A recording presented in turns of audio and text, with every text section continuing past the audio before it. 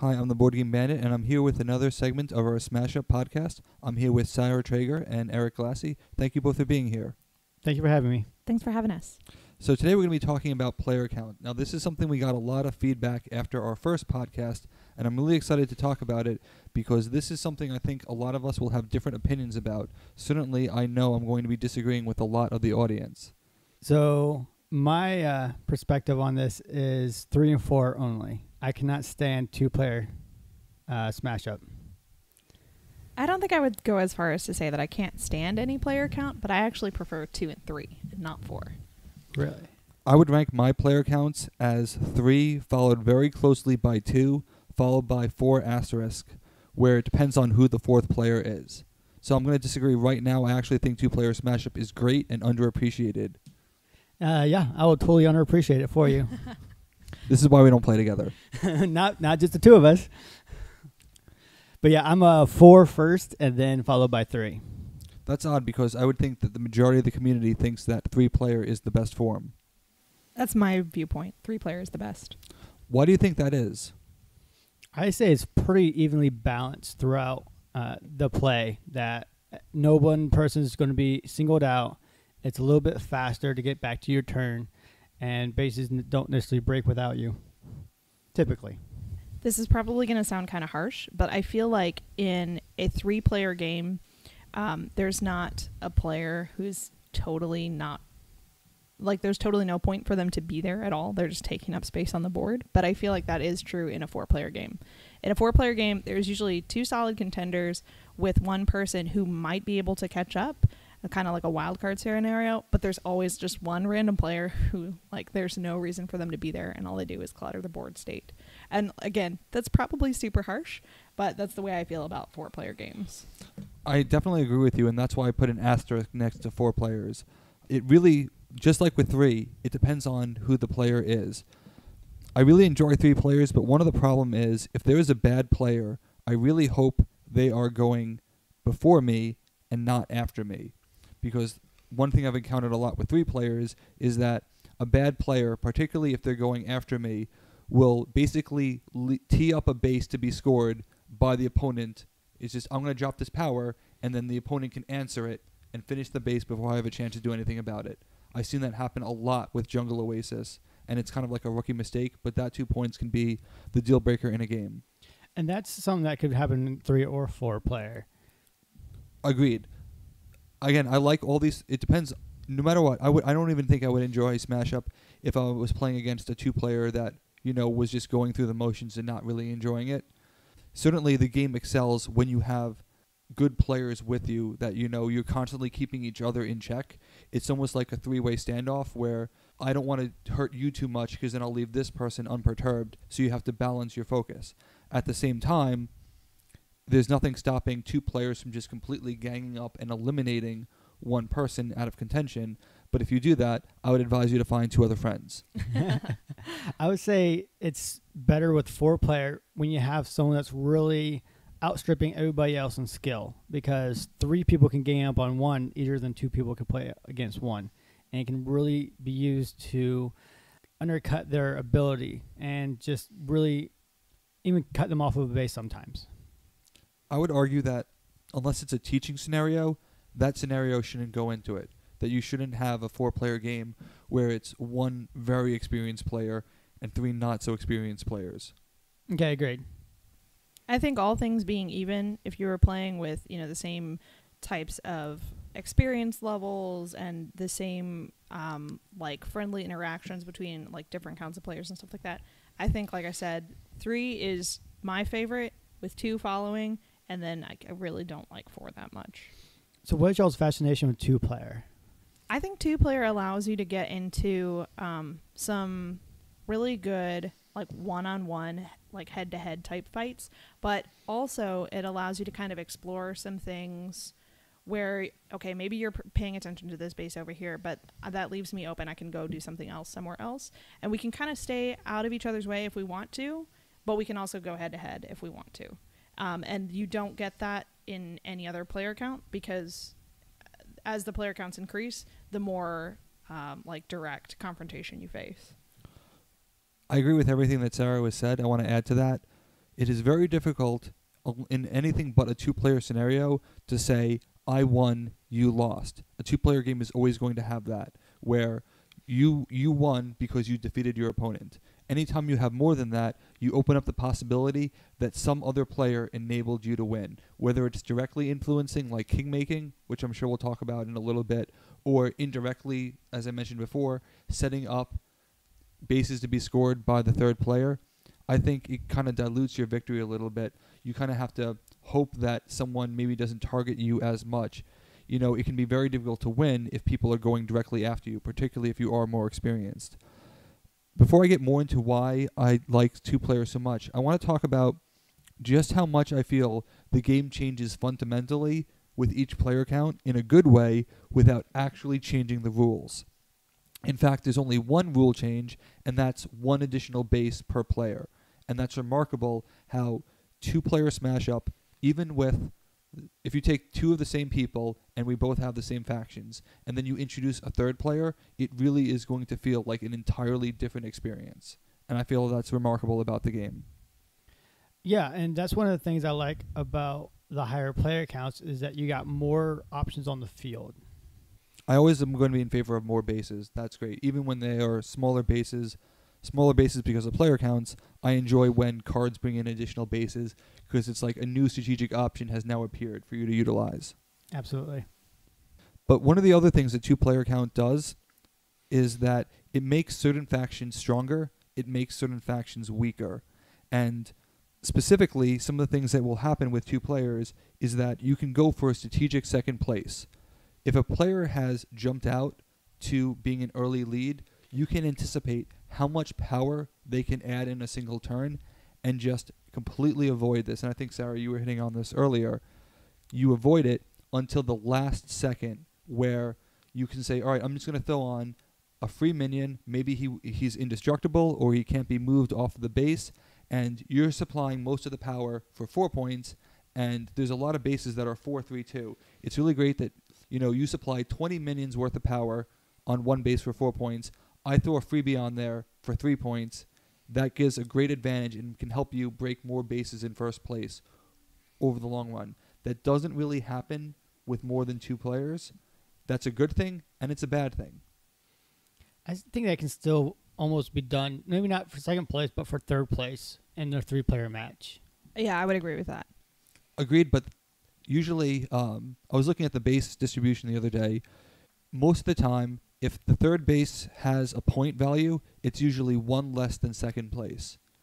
I think Big in Tokyo is the first expansion. I could be wrong about this, but it's usually 5-3-2 or 4-3-2 or 4-2-1, where there's 1 or 2 point difference from first and second place and a 1 point difference from second place, or it doesn't score. Unless it's a ninja base or winter squash, which is 2-4-1. But Big in Tokyo introduced a base that was 4-3-1, making third place really undesirable, but second place really desirable. So I think it's different. And with with three players, you have to go 2 turns, hoping that they won't break the base. So you kind of have to throw your decoy minion on there earlier than you would like. Again, I value that is now in play. I like it when it's not something that you have to consider, and I like that it's something that you do have to consider because it's almost like playing a second game.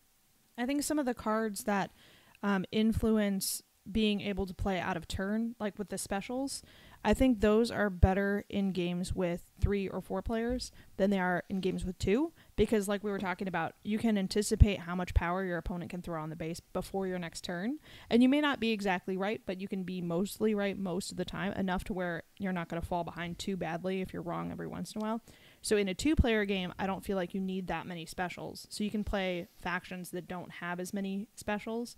But with 3 and 4 players, because there is that gap of time between your turns, I think it's more important to have specials available so that if somebody else does like rapidly break a base that you weren't expecting to break before your turn, then you can, use your specials to maybe get some points out of it. But I think because in a 2-player game, like I said, you can mostly anticipate if they're going to be able to break something before your next turn. You don't need those specials as much. I half agree with you, and you'll understand why when we get to this next point. What are some factions that you think do better with 2 players or with smaller player counts? Well, Greeks are good no matter what. So Greeks are very powerful, regardless of how many people you're playing with. Actually, I think they're actually a little bit less powerful on a 4-player, because then other people are dumping more stuff in, and as you have your turns and you build up more power tokens, it takes longer for them to power up. I mostly agree with you, except for the fact that I've gone on record saying I think the Greeks could hold their own with 20 blank cards. Absolutely, yes. And I concur on that one. I think there's a couple of factions in the obligatory Cthulhu expansion that include the Madness cards. I think they're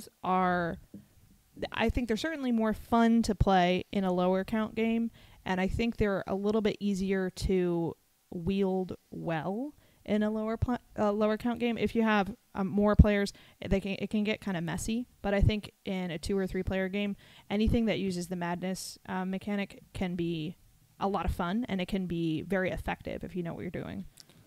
I would also agree because, and this is what I was hearkening back to when I was saying that, did you really win, or did A cause B to win if you're a C? Madness specifically, you have the Elder Things and the Minions of Cthulhu, which excel at giving madness, and then you have the Miskatonic University that excels at getting rid of madness, so they almost kind of want the madness cards in their hand. If one player is giving it and the other person is hoping to, acquire madness cards, and you're just the recipient who can't get any advantage, that makes it really hard. So I would definitely agree that 2-player would be the better setting for madness. I think one person with madness in a 4-player saying, just trying to screw everyone over by giving them madness, that's not going to be a lot of fun, and that might actually be unfair. Any others that you could think of that do better with less? Any of them that allow you to do destruction, like the bears, the ninjas, the geeks will also be powerful.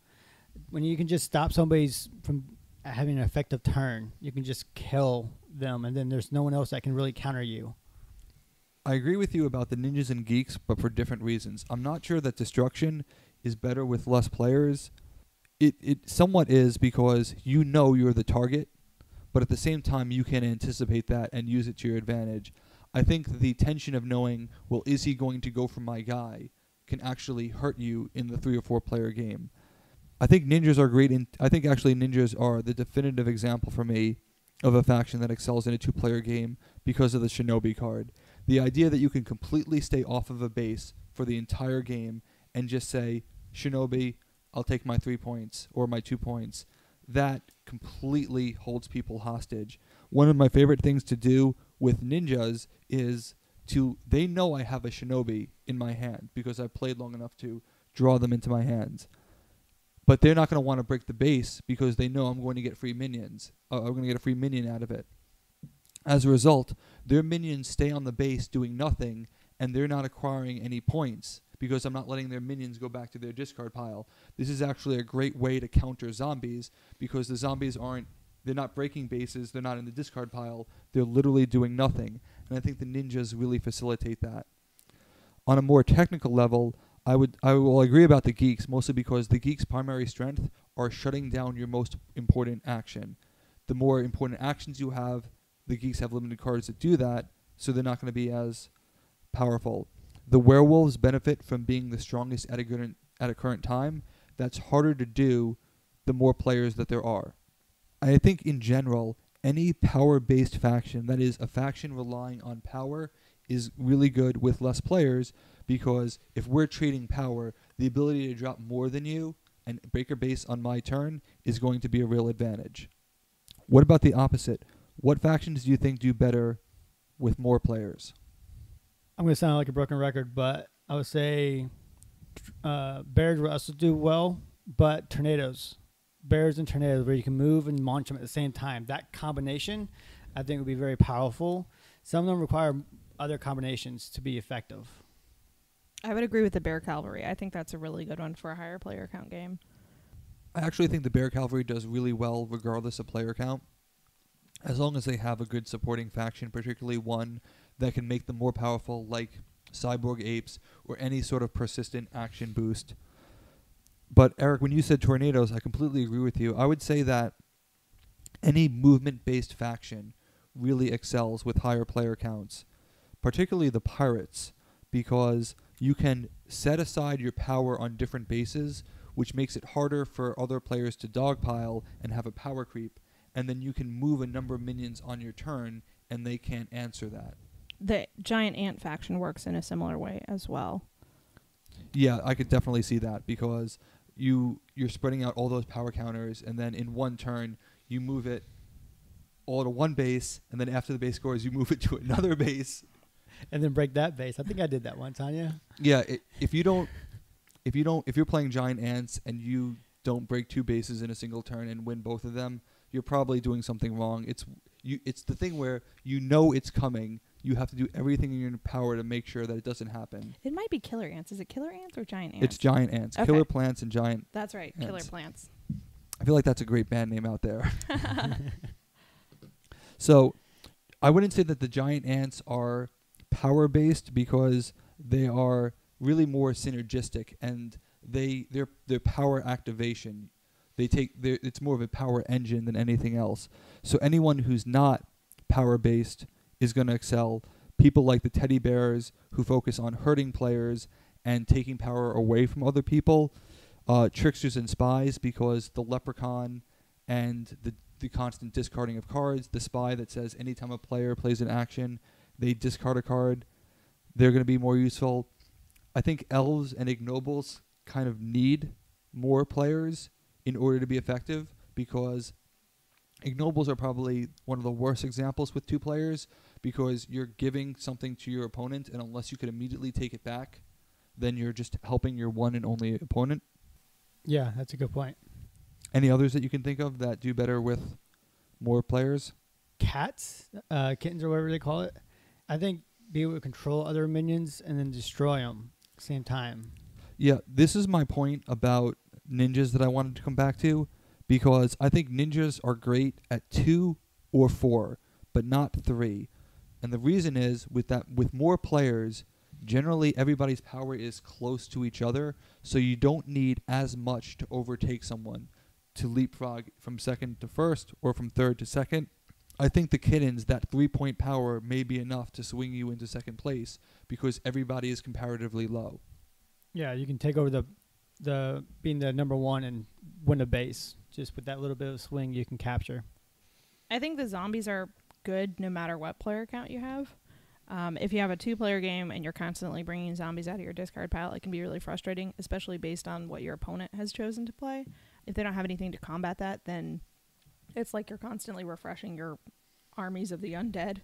And I think that remains true even in a 3 or 4-player game, to have cards that you can just constantly be pulling out of your discard pile regardless of what everybody else is doing. It can sometimes feel like, if you're trying to combat that, it can feel like it doesn't matter how much actions you take on your turn, they're wasted based on what I'm able to do on my turn. I agree with you in a sense, because there are multiple ways to counter zombies, and with 4 players, the odds of multiple people having ways to counter zombies can really hurt them, to the point where I would actually consider the zombies to be a disadvantage. Yeah, I could see that. Yeah, I was playing zombies a couple weeks ago, and they just got destroyed in 4-player. Were the geeks involved? The geeks were involved, the robots were involved, and I was also playing with the ghost, so zombie ghost. So Actually, those work really well together. They did work well. I think in Smash Up you have to be careful not to tick off people, especially like too early in the game, because then you form these enemies and they're just like, well, fine, no matter what you do, we're going to target you. And if you are playing in a higher player count, it can be frustrating if you're playing particularly well in early game, and then people want to jump on you and completely destroy you, and there are other people they could be targeting, but because you played well, they're gonna target you. That's another advertisement for 2-player Smash Up, because you know it's me versus you. We're not kidding anybody. We're just gonna go out and eat. By having 2-player Smash Up, and this is my number one issue with 2-player, is that you eliminate a special mechanic from the game, the cooperative temporary partnership, or what you call semi-cooperative aspect of it, where you form a temporary alliance to battle somebody that's more that's doing better than anybody else. That's just manipulation. When am I ever manipulative? Okay, yeah, even I must admit to that. I earned my name. I couldn't hold it. I earned my name for a reason. No, I agree with you, and that's why I rank 3 slightly ahead of 2.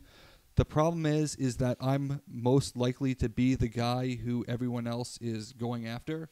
And I'm the one engineering that. Yeah, we'll have words about that some other time. But I do enjoy all the player counts. I think that I've had some really great 4-player experiences. I've had some not great 4-player experiences. As I mentioned, there was the time when you convinced 2 other players to all share first place just so that I get nothing. See, that's why I love 4-player so much. But to Sarah's point, I remember actually this was the night we met at one of your demo events. We played a game where the final score was 22 to 21 to 21 to 15. Now, we kept going into extra innings, and the three players kept each other in check. So that way, it's like, all right, I'm going to break this space now, so at least this person won't win, but we'll advance together and we'll keep the game tied. And it kept going base after base until someone finally broke through. And that was an epic game, but it was also one where there was a 4th player where one of my minions was destroyed at a turn when I wasn't actually the threat, and that may have cost me the game. Because I was playing Superhero Werewolves, a faction that is kind of a little bit like a blitzkrieg, and I'm comfortable playing from behind, and I'm in last place. Why is my mild-mannered citizen being targeted? But I'm comfortable playing behind because I know that at any given point I can break 2 bases in a single turn, score 9 points, and blindside everybody. Not that I'm bitter or anything. No, not at all. One final thing I'd like to talk about, and it's specifically related to 4 players. A lot of people who were commenting on the first podcast said that 4 players was too chaotic. Most of them agreed that it was 3. And even just in some discussions I had with people, there was a lot of talk about king-making in Smash Up. The idea that someone else decides who wins the game if they can't win it themselves. Have you encountered this at all? I definitely have, especially, like we said, in 4-player games. A lot of times it seems like in a 4-player game, there will be 2 players who are fairly well balanced against each other, whether it be their factions are just good to go head-to-head, or they have a relative level of skill that's equal to each other. Whatever the case may be, it seems like in a 4-player game, oftentimes 2 players will come out clearly ahead, and it will be like a battle between the 2 of them. And then there's a 3rd player who's just shy of those 2, and then there's somebody who's not doing well at all. And it seems like in whatever universe that happens in, players get kind of antsy or something, and they start to make alliances that don't just end at the end of a turn. Typically, like we were saying, there's a semi-cooperative element to Smash Up where we're working together to break the base, and we're just trying to see if we can outsmart each other to be the one who actually scores the most. So taking that semi-cooperative nature and sort of using it against a particular player, these alliances start to form when the 2 players who are ahead, when it can't seem like either one can pull completely ahead of the other one, then king-making starts to occur, where players are saying, okay, well, personally, I'm going to align more with this person than the other, so what can I do to help them get more points? And I don't even think it's necessarily a conscious decision on some players' parts. I think that they just, after a while, they realize they're not going to be the one to win, so they get frustrated and they say, well, how can I at least have something that I want to happen? How can I make that happen? And they start to come to the aid of whichever player they've decided to back. And I think this only happens in Smash Up in 4-player games. I haven't seen a lot of 3-player games where somebody's completely far behind and they decide to king make.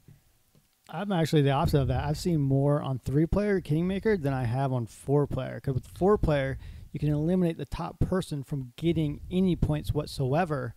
Whereas in a 3-player match, they're going to get 3rd. I mean, if they have an indestructible, you can't just pile on more points and then push them into 4th. That would actually, but by that very logic, you'd be keeping, the 3rd player would be getting points every turn, and then you just keep rotating it. Whereas in the 4-player scenario, the same 3 players can be the ones breaking all the bases, and the fourth person is constantly left off. Consider the case where the first player 1 adds some power, player 2 adds more, player 3 adds more, player 4 breaks the base, player 1 has the least power, they don't score any points. If this process keeps repeating, player 1 is not going to have really anything to show for the game. And I think, honestly, that goes back to our original point about why we like the particular player counts that we do. For me, 3-player being the sweet spot, because I don't think it's very fun for that 4th player who's not going to make it no matter what they do. And I don't think it creates a fun environment to know that there's a player at your table who probably doesn't stand as good of a chance as anybody else at hitting, top 1 or 2 spots in the game. That's why I put an asterisk and said that, 4 really great players can create some very interesting experiences. The reason why I like 4 players a lot, even though it's my third, when I say that it's my third favorite, I'm a very big fan of this game. That still means I like it a lot. I'm just ranking them. I like the challenge because it requires you to play differently, and I'm almost more comfortable either playing entirely from behind or going so far out ahead that I know everybody is going after me, and that way I can use that to my advantage. If I know that everybody is coming for me, I can anticipate it and think, what are they going to do? I'm going to be less likely to put out a minion that is susceptible to being destroyed because I know that they're going to destroy it, and I could use information to my advantage. The other thing, and I like playing behind in games a lot. I do that a lot with Dominion too. With Catan, I don't do that because I just assume no one's going to trade with me anyway, so why bother? Just go ahead. It definitely has that moments of like, this person's winning, I'm going to avoid them. If you peak too early and you get rid of most of your good cards, you will really struggle in the late game. So playing a little bit more conservatively, letting the other person get an advantage, hopefully they use too many of their good cards, and then you break base after base after base, then that will be an advantage for you. The other thing, while I have seen king making a lot, in general I believe that you should be the one breaking bases on your turn. And I think that will limit king making, particularly if you play to win the bases. It's easier to do that when you have your good cards at the end than when you use your good cards in the beginning. So I think that by altering your strategy and playing very differently from 3 or 2 players, that makes you a better 4-player person. So I think one of the cool things about Smash Up is, we talked about this last time I was a guest on the show, is that the game itself is very different based on the players who play and based on their individual play styles and their different ideologies that they bring to the table.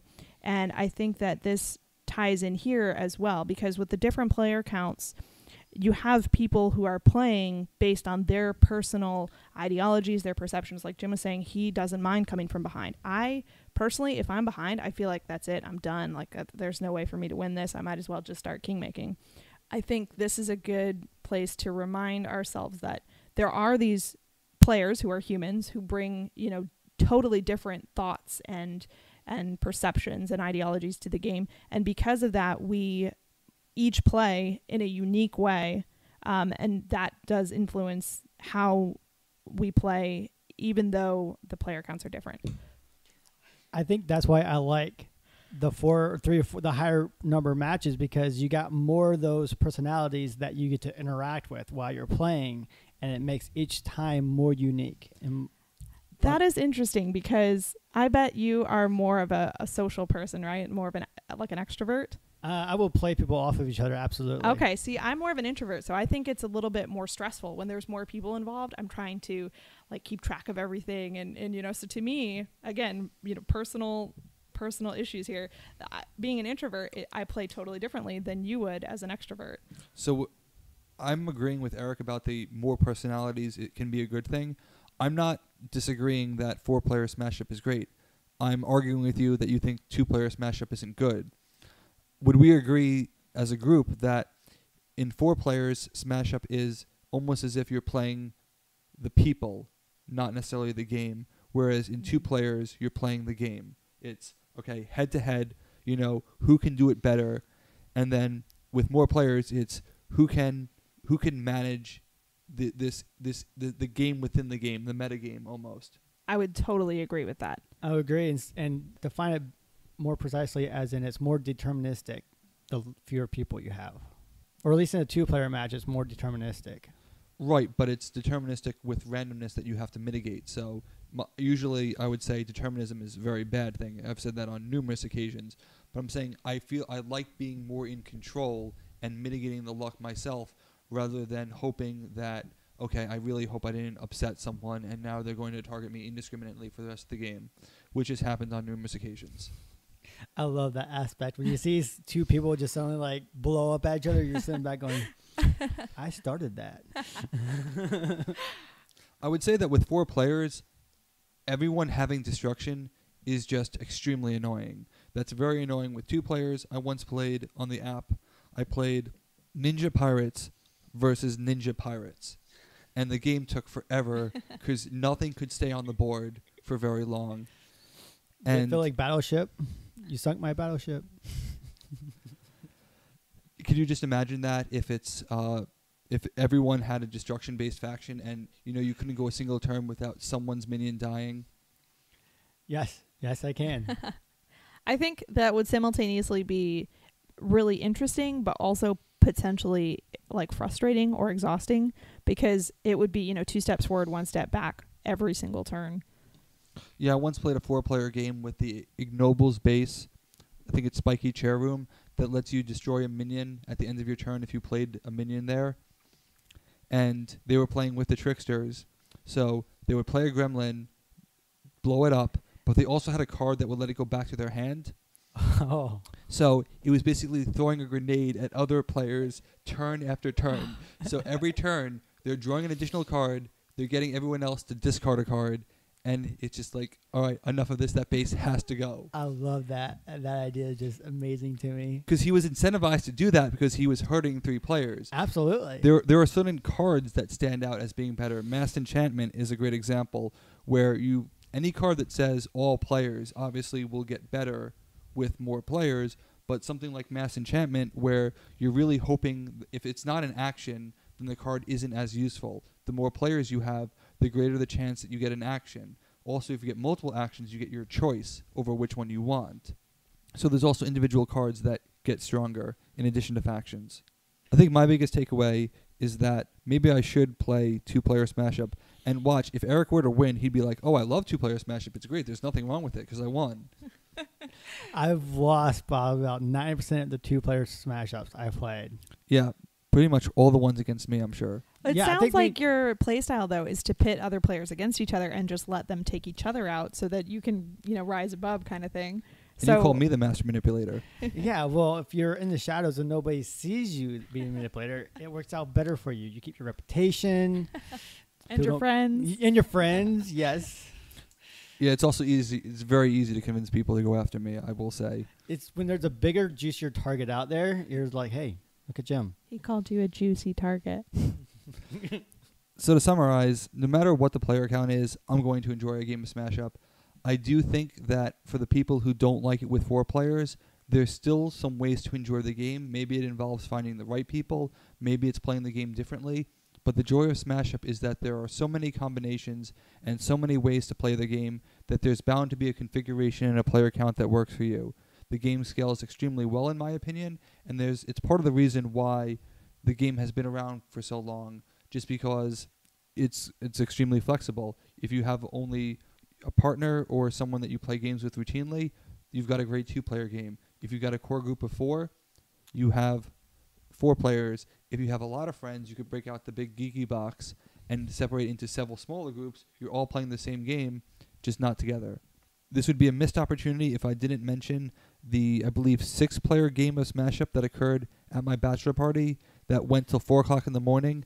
Never play Smash Up with more than 4. It says 4 on the box for a reason. I'm sure they've tried it, and it didn't work. The designers know more than you. Smash Up is not a 5+ player game. They actually play tested it, right? Well, I mean, every time that you play test a game, you determine what the upper boundary and what the lower boundary is. But I'm saying that trust their wisdom. I don't want people up in my house at 4 o'clock in the morning playing a game that should not be played like that. I agree. I think sometimes it's easy to assume that you can just throw another player in, especially if you have all the factions. Because you're like, well, we have plenty of factions. We'll just add another base. It'll be easy. We'll throw another player in. But there are reasons that it's a 4 tops player game. I think after you get past that, it can start to get kind of frustrating for multiple reasons. So I think that temptation is very understandable to just add more players in because it seems like it'll be an easy thing to do, but don't do it. I could just visualize a base coming out after you broke on your turn, and then it's gone before it gets back around to you. Yeah. If the community at large, who are big fans of the game, think the game doesn't work at 4, then what possible reason could it have to work at 5 or 6? Personalities. You get to see more of them, and you get to see people just lose their minds. I think I wouldn't want to play then. I would just want to watch everyone else play. Well, certainly not in my house. Again, I can't stress this enough. They finished at 4 o'clock in the morning. Well, thank you both for talking about player count today. I hope that everyone has some more insight into how to play their game better. And if you have a chance to try a new player count, certainly give it a try. On the Board Game Bandit, this is our Smash Up podcast, and our game has just begun.